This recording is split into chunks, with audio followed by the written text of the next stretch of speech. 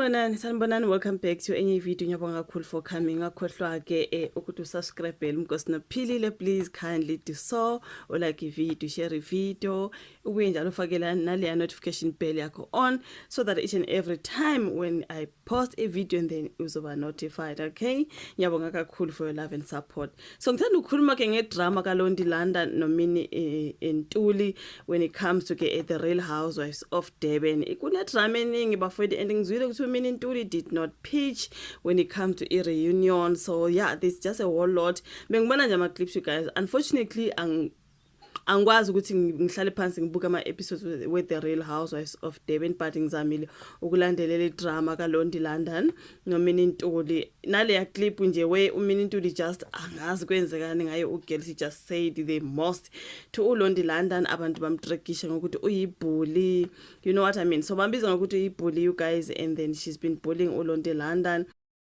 Yeah man, so phezukwa yonke idrama ke kuningi kusho ukuthi abesekusenzeka nke ngabona ke kuthiwa ke nangu uMinnie Ntuli usexolisile, uthi uxolisile lapha kuLondi Landa ngaseceleni, hayi on social media. Abantu bethi you insulted uLondi Landa on social media. Sicela ukubona le apology lana on social media. Umuxolisile ngale ngasesayidini, yebo siyavuma, sicela ukuthi uyixolise lana on social media, sibone uxolisa into ekanjalo bafethu bamdrekisha ama fans.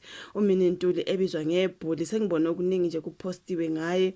So but she did apologize whatever. Angazi mhlambe yazi ngeke ngakuthatha ukuthi maybe uMinnie Ntuli was just trying to create a drama. Ukubona makuthi oh reality show imnandi makune drama, vele we are there for drama. Ntonto mhlawumbe ugirl wathi listen, I'm gonna give them drama yase ipho iba phezu kwe idrama yaba ngaphezulu kwe drama, you know what I mean.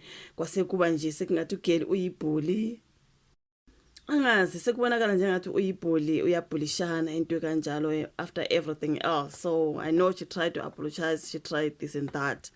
So ke manje ukungaphichike when it comes to ke I reunion, I'm like ayike usabeni ugirl mhlambe ukuthi uyobulishwa lapha na ka reunion, maybe bebezombullisha back uzoxekwa. Already social media bevele bemdrag she to fault, you know, from Cape to Cairo bamdrekisha uMinnie Ntuli bafethu.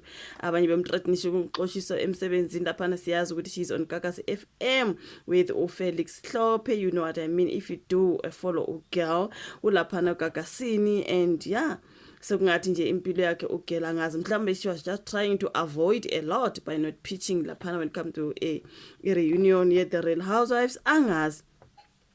There's just a whole lot. So lana ke mbona bebhale ephepheni kuthiwa ke oweGagas FM ucacisa ngokungezwane kwakhe noLondi Landa.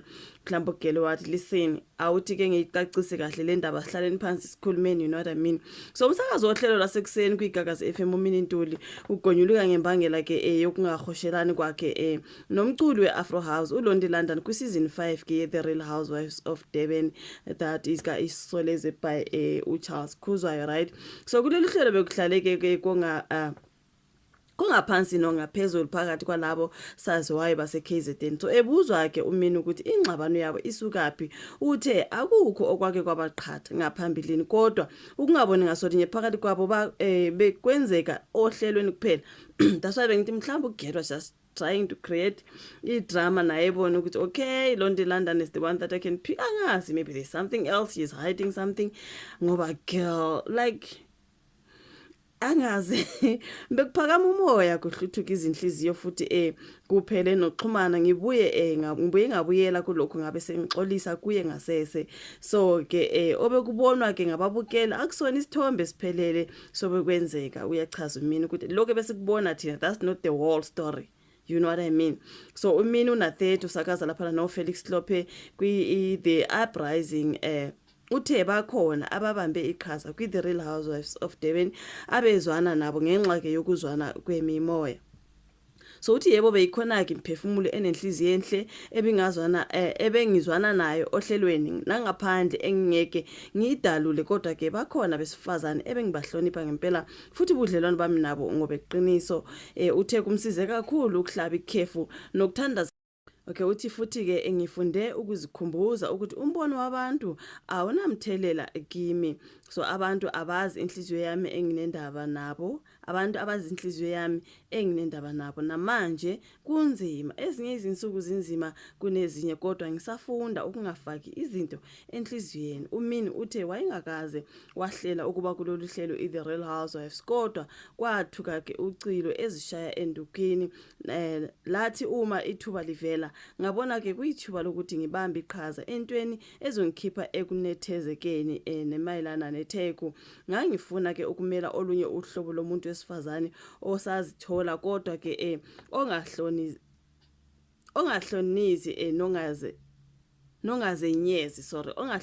nongazenyezi ngobuyena. Okay.